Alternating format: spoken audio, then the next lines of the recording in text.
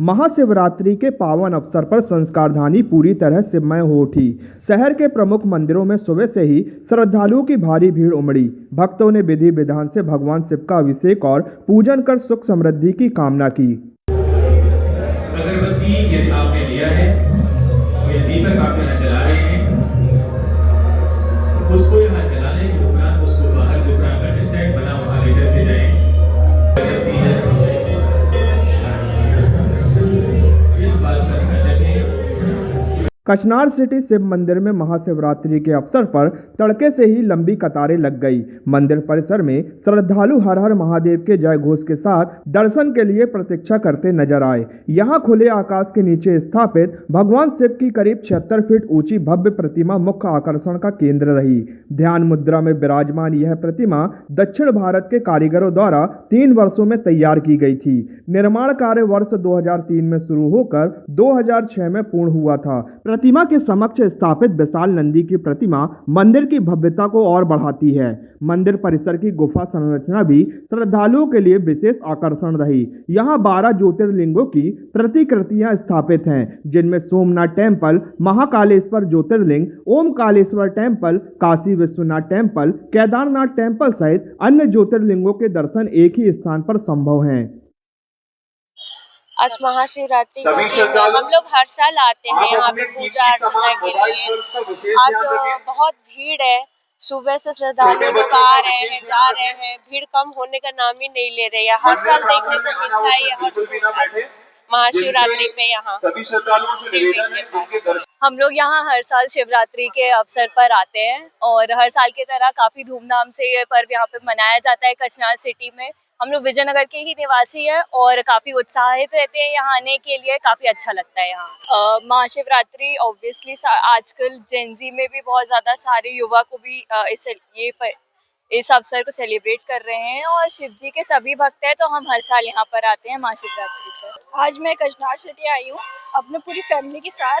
बहुत अच्छा लग रहा है। जो न्यू जनरेशन अभी आई है वो अभी दूर रहती है, मतलब पूजा पाठ नहीं करती हैं, बट उनको मैं यही कहना चाहूंगी कि पूजा पाठ से जुड़े करें और सभी भगवान से जुड़े रहें।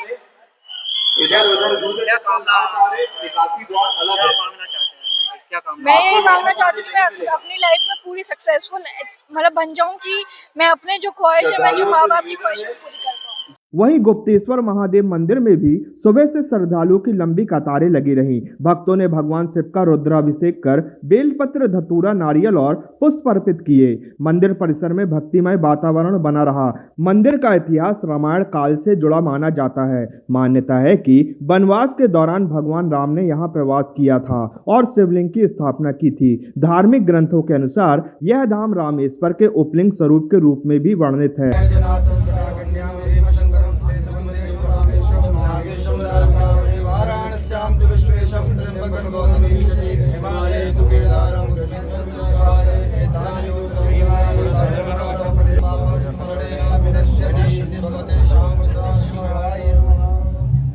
संस्कारधानी जबलपुर में सिद्धपीठ जो अति प्राचीन पुराणों में और इतिहास में वर्णन है, ऐसे भगवान गुप्तेश्वर जो कि रामेश्वरम के ज्योतिर्लिंग हैं, इसलिए जो भक्तों की श्रद्धा है, भक्तों का आस्था है और बड़े पुराने समय से चला आ रहा है।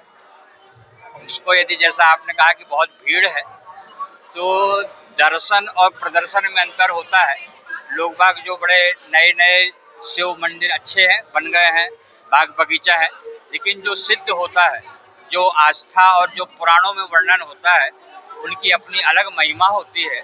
इसलिए बड़े श्रद्धालु भक्त जो है निरंतर तपस्या करके, परिश्रम करके, जो 2-2, 3-3 घंटे लाइन में लग करके अपने गुफा में भगवान के साथ अपनी पूजन अर्चन की कामना लेकर के खड़े, निश्चित ही भोलेनाथ उनकी मनोकामना आज पूर्ण करेंगे। क्योंकि महाशिवरात्रि का दिन भगवान भोलेनाथ बड़े आनंद की मुद्रा में होते हैं, प्रसन्न मुद्रा में होते हैं और भक्तों के लिए ही होते हैं। शिव का अर्थ ही होता है कल्याण करना।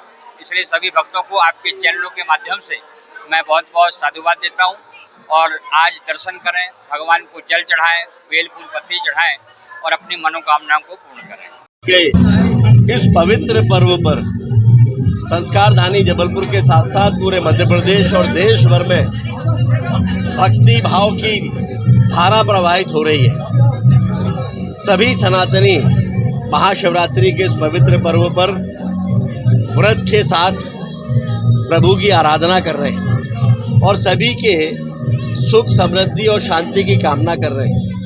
पवित्र पर्व है, प्रभु के चरणों में मैंने भी अभी गुप्तेश्वर भगवान जो स्वयंभू हैं उनके चरणों में नमन किया है, पूजन किया है और सभी की सुख समृद्धि की कामना की है। मेरी ओर से इस पवित्र पर्व के अवसर पर संस्कार धानी जबलपुर और मध्य प्रदेश में सभी को बहुत बहुत शुभकामनाएं। गुप्तेश्वर भगवान की जय।